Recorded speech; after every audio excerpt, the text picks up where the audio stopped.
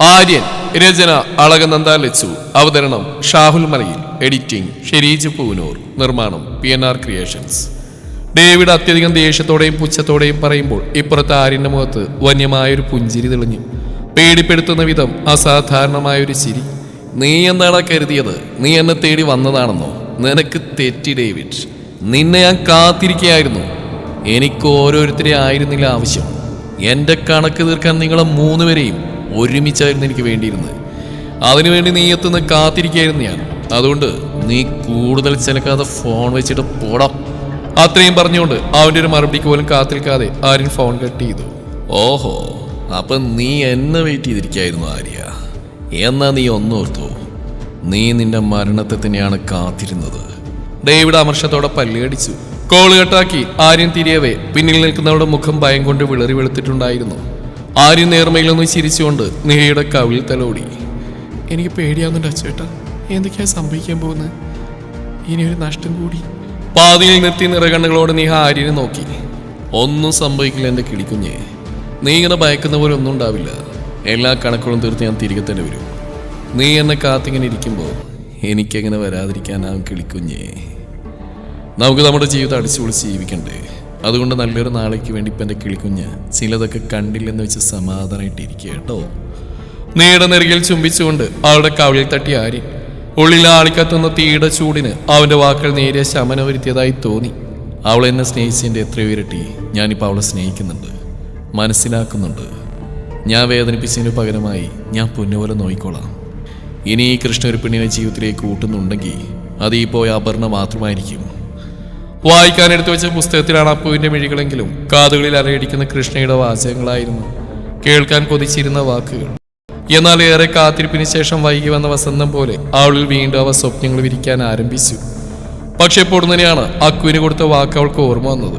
ഇനി ഒരിക്കലും കൃഷ്ണയെ പറ്റി ഓർക്ക പോലുമില്ലെന്ന് താൻ ഏട്ടന് വാക്കുകൊടുത്ത ഓർമ്മയിൽ. എത്ര പെട്ടെന്നാണ് എല്ലാം ഒരു വേനൽ എന്ന പോലെ കരിഞ്ഞു പോയത്. ചുണ്ടിലെ പുഞ്ചിരി അസ്തമിച്ചതിനൊപ്പം അവൾ ആ പുസ്തകവും അടച്ചു വെച്ചു. കണ്ണുകൾ മെല്ലെ അടച്ച് പിന്നിലേക്ക് ചാരിയിരുന്നു. അപ്പുവിന്റെ മുറിയുടെ വാതിൽ തുറന്നു കിടക്കുന്ന കണ്ടാണ് അക്കു വന്നത്. ഹെഡ് ഡ്രസ്സിൽ ചാരിയിരിക്കുന്ന അപ്പുവിനെ കണ്ട് അവൻ അവൾക്കടുത്തേക്ക് നടന്നു. അടുത്തെത്തിയതിനു ശേഷമാണ് അവളുടെ കണ്ണുകൾ നിറഞ്ഞൊഴുകിയിരിക്കുന്ന അക്കു ശ്രദ്ധിച്ച്. എത്രയൊക്കെ പിഴുതു മാറ്റാൻ ശ്രമിച്ചാലും കൃഷ്ണ അവളിൽ അത്രമേൽ ആഴത്തിൽ പതിഞ്ഞു പോയതാണെന്ന് ആരെക്കാളും നന്നായിട്ട് അറിയാവുന്ന ആകാശിന് തന്നെയാണ്. പക്ഷെ അവൾ നിരന്തരം അവഗണിക്കുന്ന കൃഷ്ണ കാരണം ഇനിയൊരു വേദന അപ്പുവിന് ഉണ്ടാകാതിരിക്കാൻ വേണ്ടിയാണ് ആകാശ് അന്ന് അത്രയും പറഞ്ഞതും അവളിൽ നിന്ന് സത്യം വാങ്ങിയെടുത്തതും. പക്ഷെ ഇന്നും ഇങ്ങനെ സ്വയം ഉരുകിത്തീരും തന്റെ കുഞ്ഞുപങ്ങളെ കാണാൻ അവൻ എന്തെന്നില്ലാത്ത വേദന തോന്നി. ഒന്നും മിണ്ടാനാവാതെ അവൾ അറിയിക്കുക പോലും ചെയ്യാതെ ആകാശം മുറിവിട്ട് പുറത്തിറങ്ങി. അക്കു വന്നതോ പോയതോ ഒന്നും അറിയാതെ അപർണ അപ്പോഴും ഏതോ ഓർമ്മകളിൽ കുരുങ്ങിക്കിടന്നു. അപ്പു, ഡീ, നിന്നെ ഞാൻ ഈ വിളിക്കുന്നത് എന്നാ എനിക്ക് ചെവി കേൾക്കില്ലേ? കുറെ നേരമായി വിളിച്ചിട്ടും കേൾക്കാത്ത പോലെ നടിച്ചു പോകുന്ന അപർണയെ കൈക്ക് പിടിച്ച് തനിക്ക് നേരെ നിർത്തി കൃഷ്ണ. അവൻ പിടിച്ചിരിക്കുന്ന തന്റെ കൈയിലേക്കും അവന്റെ മുഖത്തേക്ക് അവൾ രൂക്ഷമായി മാറി മാറി നോക്കി. അത് കണ്ടതും അവൻ വേഗത്തിൽ കൈപിടി വെച്ചു. ഓ സോറി, ഞാൻ പെട്ടെന്ന്. അതുകൊണ്ട് നിന്നെ ഞാൻ എത്ര വട്ടം വിളിച്ചു? നീ എന്താ കേൾക്കാത്തവരെ പോകുന്നത്? കേട്ടിട്ടിപ്പോ പ്രത്യേകിച്ച് കാര്യമൊന്നുമില്ലല്ലോ, അതുകൊണ്ടാ. അപ്പുവിന്റെ തർക്കുത്തരം കേട്ട് കൃഷ്ണയ്ക്ക് ചൊറിഞ്ഞു വന്നെങ്കിലും അവനത് അടക്കി വെച്ചു. ഇപ്പോഴും മാറ്റമൊന്നുമില്ല പെണ്ണിന്. ഡീ, നിന്റെ പിണക്കിതുവരെ മാറിയില്ലേ? എല്ലാം മറന്നളവണ്ണേ. എനിക്കൊരു അബദ്ധം പറ്റിയതല്ലേ, നീ ഞാൻ ക്ഷമിക്ക്. ഇനി അങ്ങനെയൊന്നും ഉണ്ടാവില്ല. ഞാൻ കാരണം നിനക്കിനി ഒരിക്കലും വേദനിക്കേണ്ടി വരില്ല. ഇതിപ്പോ നീ എന്റെ പിന്നാലെ നടന്നതിനേക്കാളും കൂടുതലായില്ലേ നിന്റെ പിന്നാലെ ഞാൻ നടക്കാൻ തുടങ്ങിയിട്ട്. ഈ നടത്തം ഞാനെങ്ങാനും നേരെ നടന്നിരുന്നെങ്കിലേ ഇപ്പൊ ഒരു വേൾഡ് ടൂർ കഴിഞ്ഞ് വരേണ്ട ടൈമായി. കൃഷ്ണയുടെ സംസാരം കേട്ട് അപ്പുവിന് ചിരി വരുന്നുണ്ടെങ്കിലും അവളത് പുറത്ത് കാണിക്കാതെ ബലം പിടിച്ചാണ് നടപ്പ്. അല്ലെങ്കിൽ ഞാനിനി എന്താണ് ചെയ്യേണ്ടത് നീ പറ, അതുപോലെ ചെയ്യാം. അപ്പൊ നിന്റെ ഈ മനോഭാവം മാറിയാലോ? ഞാൻ എൻ്റെ ഏട്ടന് വാക്കുകൊടുത്തു പോയതാ കൃഷ്ണ. ഇനി ഒരിക്കലും നിന്നെ പറ്റിയുള്ള ചിന്തകൾ പോലും എൻ്റെ മനസ്സിലുണ്ടാവില്ലെന്ന്. എൻ്റെ ഏട്ടന് കൊടുത്ത വാക്ക് അതെനിക്ക് തെറ്റിക്കാൻ പറ്റില്ല. അതും പറഞ്ഞുകൊണ്ട് അപ്പു മുന്നോട്ട് നടന്നുപോയി. ഓഹോ, അപ്പേടാ അളിയന്തുണ്ടി, നീയാണല്ലോ എൻ്റെ പാന. സാരമില്ല, ശരിയാക്കി തരാം. അപ്പൊ അവനെ ഒടിച്ച് മുടക്കി പോക്കറ്റിലാക്കിയാലേ കാര്യം നടക്കൂ, കുട്ടു മനസ്സിൽ പറഞ്ഞു. അപ്പൊ നിന്നെ കെട്ടണമെങ്കിൽ നിന്റെ ആങ്ങളെ ഞാൻ ഇംപ്രസ് ചെയ്യിക്കണല്ലേ? ഓക്കെ, ഞാൻ ശരിയായിക്കോളാം, കൃഷ്ണ കുറച്ച് ഉറക്കെ പറഞ്ഞു. ആ പറ്റുമെന്ന് നോക്ക്, അപ്പു തിരിഞ്ഞോക്കാതെ ഒരു ചിരിയോടെ പറഞ്ഞു. വെയിൽ പാഞ്ഞ നേരം ബീച്ചിനരികെ തിരയിലേക്ക് നോക്കി നിൽപ്പാണ് ആകാശ്. അവനിടക്ക് വാസിലേക്ക് നോക്കുന്നുണ്ട്. ആകാശ്, പിന്നിൽ തന്നെ വിളിക്കുന്ന കേട്ട് അവൻ തിരിഞ്ഞു നോക്കി. ഒരു ചെറുവും ചിരിയോടെ കൃഷ്ണജിത്ത്. ആകാശിനൊന്ന് ചിരിക്കണം തോന്നിയെങ്കിലും അവനതിനായില്ല. അതിന് കാരണം അപ്പു തന്നെ. മുഖം വീർപ്പിച്ച് നിൽക്കുന്ന ഭാവികളിനെ കാണെ കുട്ടുവിന് അതുവരെ ഇല്ലാതിരുന്ന ഒരു പരിഭ്രമം വന്നു. ഇനിവ സമ്മതിക്കാതെ വരുമോ? അങ്ങനെയെങ്കിൽ അപ്പുവിനെ കൂട്ടി ഒളിച്ചോടുന്നവരെ ഒരു നിമിഷം കൊണ്ട് പദ്ധതിയിട്ട് കഴിഞ്ഞു. എന്തിനാ കൃഷ്ണ എന്നെ കാണുന്നു പറഞ്ഞ്? ഒട്ടും മയമില്ലാത്ത തരത്തിലാണ് ചോദ്യം. ഒരുപാട് നേരമായി വന്നിട്ട്? കുട്ടുകാരന്റെ ചോദ്യത്തിന് മറുചോദ്യം ചോദിച്ചു. കുറച്ചായി, കാര്യം പറ. ആകാശ് അക്ഷമയോടെ നിൽപ്പാണ്. ഇവൻ എന്താണോ ഇത്ര ധൃതി? ഈ പോക്കാണെങ്കിൽ ഞാൻ ഇവന്റെ കാല് പിടിക്കേണ്ടി വരുമോ ആവും. കൃഷ്ണ ആകുലതയോടെ ചിന്തിച്ചു. അത് ഞാൻ ആകാശിനെ കാണുന്നു പറഞ്ഞ് അപ്പുവിനെ കുറിച്ച് സംസാരിക്കാനാ.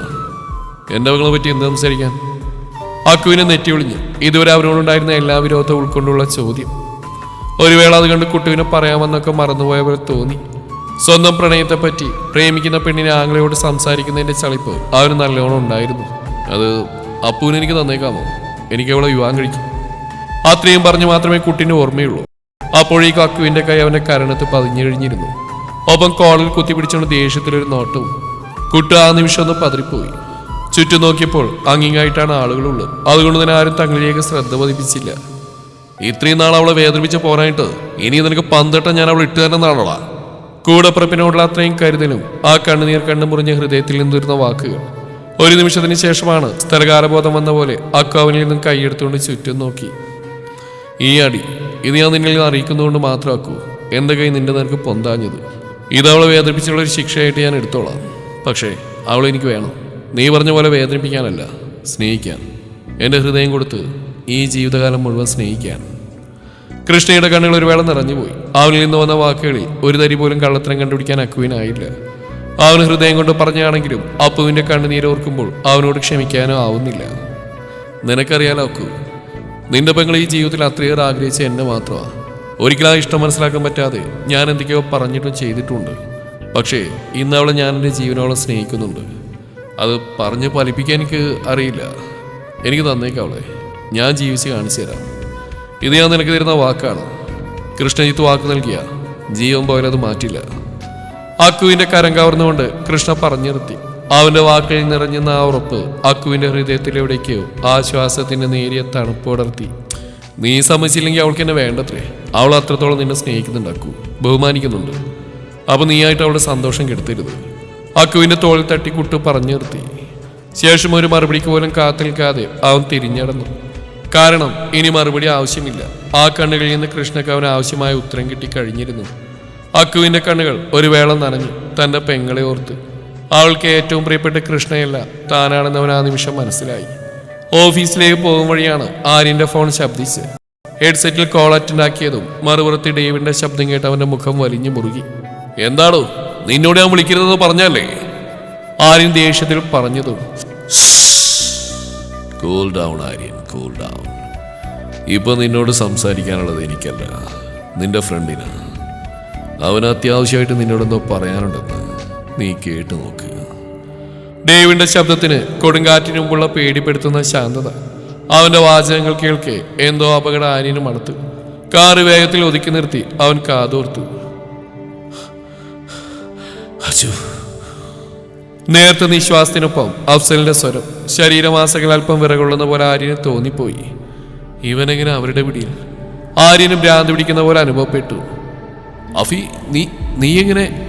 എന്താ ആര്യ, ഫ്രണ്ടിനെ കുറിച്ച് ഓർത്തുള്ള ആദിയാണോ? ടെൻഷൻ ആവണ്ട കേട്ടോ, ആരോടെ സുഖാണ് അല്ലേടാ? ആദിയുടെ സ്വരം. അതിനൊപ്പം തന്നെ അഫ്സലിന്റെ നിലവിളിയും കൂടിയായപ്പോൾ ആര്യന് തലവരിക്കുന്ന പോലെ തോന്നി. അവനെന്തെങ്കിലും സംഭവിച്ചാലുണ്ടല്ലോ. ആര്യൻ ദേഷ്യത്തിൽ മുരണ്ടു. ഇവനെ നിനക്ക് ജീവനോടെ വേണമെങ്കിൽ നീ ഞങ്ങൾക്ക് മുന്നിലേക്ക് വരണം ആര്യ. ഇല്ലെങ്കിൽ ഇവന്റെ ശവമായിരിക്കുന്നതാണ് നിന്റെ കണി. എവിടെയാണോ നീയൊക്കെ?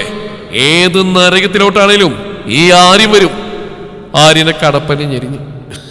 എന്നാ നീ ഞങ്ങൾ പറയുന്ന പോലെ ചെയ്യ. നീ ഇപ്പോൾ ഇതിന് കുറച്ച് മാറി ഒരു ബ്ലാക്ക് സ്കോർപ്പിയോ കണ്ടില്ലേ? അവിടേക്ക് ചെല്ല്. കോള് കട്ടായി. ആര്യൻ ചുറ്റും നോക്കി. കുറച്ചകലെ അവനെ നിരീക്ഷിച്ചുകൊണ്ട് സ്കോർപ്പിയോകളിലിരിക്കുന്ന ആളുകളെ കണ്ട് അവൻ കാറിൽ നിന്നിറങ്ങി അങ്ങോട്ട് നടന്നു. താൻ വീട്ടിൽ നിന്നിറങ്ങിയപ്പോൾ തന്നെ പിന്നാലെ അവരുണ്ടായിരുന്നു. ആര്യൻ ഓർത്തെടുത്ത് അടുത്തേക്ക് ചെല്ലുന്തോറും അവന്മാർക്ക് ഫോണിൽ കൂടി നിർദ്ദേശം നൽകുന്ന സച്ചിയുടെ സ്വരവും ആര്യന്റെ കാതുകൾ ശ്രദ്ധിച്ചു. ആര്യൻ അടുത്തേക്ക് വന്നു. അതിൽ നിന്ന് ഒരാൾ ഇറങ്ങി വേഗത്തിൽ അവനെ കാറിന്റെ ബാക്കിലേക്ക് തള്ളിയിട്ടു. മറ്റൊരാൾ അവന്റെ കൈകൾ പിന്നിലേക്ക് കെട്ടിവെക്കുകയും കണ്ണുകൾ ബന്ധിക്കുകയും ചെയ്തു. മറുത്തൊന്നും ചെയ്യാനാവാതെ എല്ലാത്തിനും നിന്നു കൊടുക്കാനേ ആര്യനായുള്ളൂ. താൻ എതിർത്താൽ അദാഫിയുടെ ജീവന് തന്നെയാണ് ആപത്തെന്ന് ഓർത്ത് അവൻ അടങ്ങിയിരുന്നു, തൽക്കാലത്തേക്ക് മാത്രം.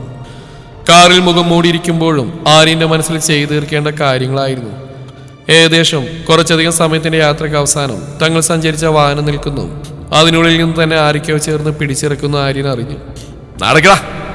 പിന്നിൽ നിന്നൊരുത്തൻ ആര്യന്റെ കണ്ണിലെ കെട്ടഴിച്ചെടുത്തുകൊണ്ട് മുന്നോട്ട് ആഞ്ഞു തള്ളി.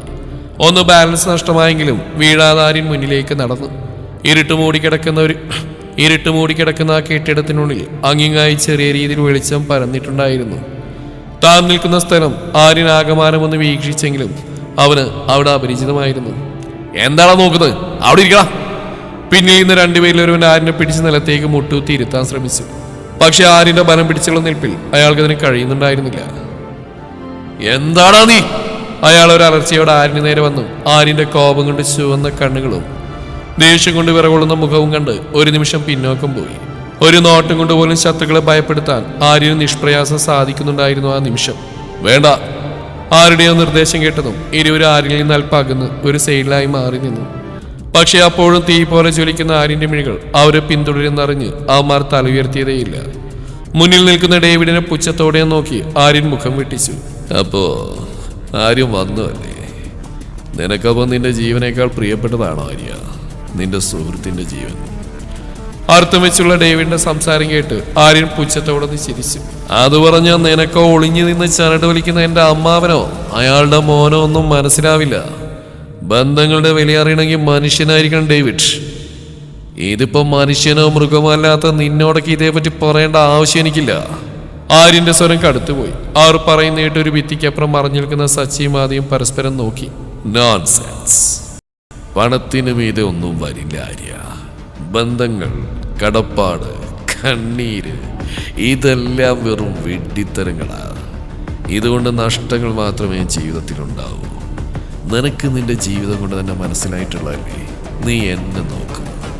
പണം അതിനപ്പുറം വലുതായിട്ട് ഈ ഭൂമിയിൽ ഒന്നിനെയും ഡേവിഡ് കണ്ടിട്ടില്ല. കൈ നിറയെ പണം ഉണ്ടെങ്കിൽ എന്തും ആരെയും നേടാനാവും. അതിനുവേണ്ടി എന്ത് ചെയ്യാനും മടിയില്ല എനിക്ക്. കൗശലം നിറഞ്ഞ വാക്കുകളുമായി പറയുന്നവനെ ആര്യൻ വന്യമായും നോക്കി. അത് നിന്റെ തത്വം. പക്ഷേ എനിക്ക് അങ്ങനെയല്ല ഡേവിഡ്. എനിക്കെന്റെ കുടുംബവും കൂട്ടുകാരോ വലുത്. ബന്ധങ്ങളുടെ മൂല്യം അത് എത്രത്തോളം വലുതാണെന്ന് എനിക്ക് ഒരിക്കലും മനസ്സിലാക്കാൻ പറ്റില്ല. അത്രത്തോളം ക്രൂരമായി ശുഷ്കിച്ച മനസ്സാ നിന്റേത്. ആര്യൻ പല്ലി അടിച്ചുകൊണ്ട് പറഞ്ഞു. മുമ്പിൽ അപ്പോഴും പര്യാസിയോടെ നിൽപ്പുണ്ടായിരുന്നു ഡേവിഡ്. ഈ ഭൂമിയിൽ ഒന്നിനും ആർക്കും തന്നെ നേരിടാനാവില്ലെന്നൊരു അഹങ്കാരം അവന്റെ കണ്ണുകളിലും ഭാവത്തിലും നിറഞ്ഞു നിൽപ്പുണ്ടായിരുന്നു. ഡേവിഡ് കണ്ണുകൾ കൊണ്ട് ആംഗ്യം കാണിച്ചു മാറിന്നവന്മാർ അനുസരണയോടെ തലയാട്ടി.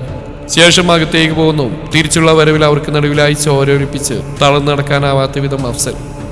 അവന്റെ അവസ്ഥ കാണെ ഒരു നിമിഷം ആരും സ്തംഭിച്ച് നിന്നുപോയി. തുടരും ഈ കഥയുടെ ബാക്കി ഭാഗം നാളെ ഇതേ സമയം.